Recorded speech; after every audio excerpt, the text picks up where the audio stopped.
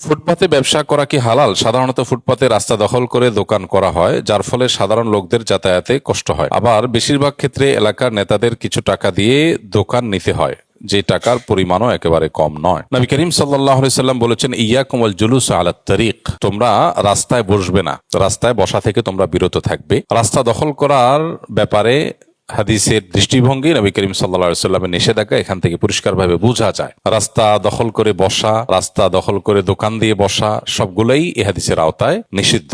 এখন আমাদের দেশে যেটি হয়, রাস্তা দখল করে সেখানে বিভিন্ন ছোট ছোট দোকান হয়। এই দোকানগুলো অনেক গরিব মানুষের জীবিকা নির্বাহের মাধ্যম। তার চাইতে বড় কথা হলো, এগুলো বিভিন্ন সিন্ডিকেট চাঁদাবাজদের চাঁদাবাজির মাধ্যম। বিধায় এগুলোর ব্যাপারে সংশ্লিষ্ট কর্তৃপক্ষের দায়িত্বশীল ভূমিকা রাখা দরকার। পৃথিবীর বহু উন্নত দেশেও যে সমস্ত গরিব বা অভাবী মানুষজন আছে, যারা ক্ষুদ্র উদ্যোক্তা, ছোট ছোট বিজনেস আছে, কোন রকম তারা সামান্য ভাসমান বা ভ্রাম্যমান ব্যবসা প্রতিষ্ঠান খুলে সেখান থেকে তারা তাদের জীবিকা নির্বাহ করে, তাদের জন্য বিভিন্ন জায়গা নির্ধারণ করে দেওয়া, তাদের জন্য বিভিন্ন রকমের ফ্যাসিলিটিস দিয়ে বিভিন্ন বাজার ডেভেলপ করা, এরকম কাজের নজির সারা পৃথিবীর সব দেশেই আছে।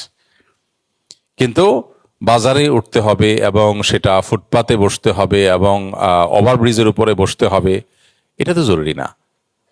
এর বিকল্প বহু ব্যবস্থা সংশ্লিষ্ট কর্তৃপক্ষ চাইলে করতে পারেন এবং সেটা করা উচিত। এখন কোনো ব্যবসায়ী যদি এটা করেন, তিনি অবশ্যই নাজায়েজ কাজ করছেন। আর যারা চাঁদার বিনিময়ে তাকে ওখানে বসাচ্ছেন, তারা হলো নাজায়েজ এবং হারাম কাজের, গুনাহের কাজের মহাজনী করছেন, মানে জাহান্নামের দারোয়ানি করছেন। সোজা কথা, তাদেরটা আরো ভয়াবহ।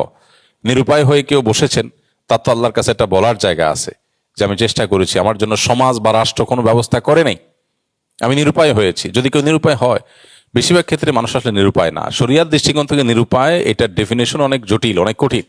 এত সহজ না নিরুপায় হওয়া।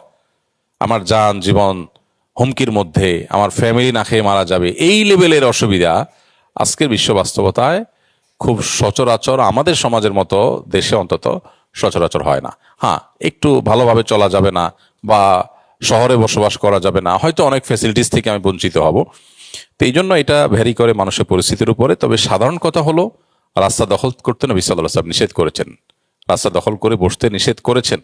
অতএব রাস্তা দখল করে আমাদের বসা উচিত নয়।